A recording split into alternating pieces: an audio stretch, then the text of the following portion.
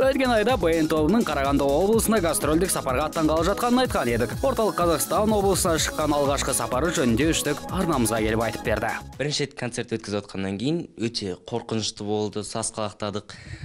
Халықтың алдында кішкене жұмыс істеу қиындау болды. Бірақ бірінші концерт болды, бірақ бәрі айтады бізге жақсы өтті, бірінші концертке жақсы дейді. Қорқыныштарын көрермендердің өздері басқан секілді. Өйткені мына видеолардан олардың қуанышты сәттерін аңғаруға болады.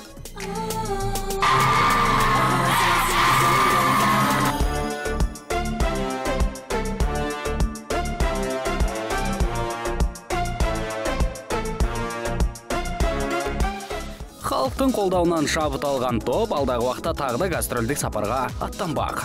Келесі Алматы облыстарына концерт қоямыз деген ойдамыз. Талдықорған қаласы, Сарыөзек,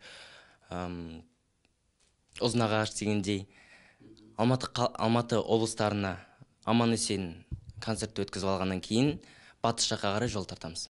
Гастрольдік турнелердің арасында топ бейнебаян түсіріп те үлгермек. Бұйырса 2 ән таңдалды. 2 бейнебаян түсіреміз деген ойдамыз. Ол әлі құпия болып қала берсін. Көрермендерімізді сол 2 бейнебаянмен қуантамыз деген ойдамыз. Оның қандай бейнебаян екенін көп ұзамай білетін боламыз. Айтпақшы, Алматы облысына деген гастрольдік сапар 25 сәуірден бастап 6 мамырға дейін жалғасады. Ендеше сіздің қалаңызға бара қалса, кештен қапы қалмаңыздар.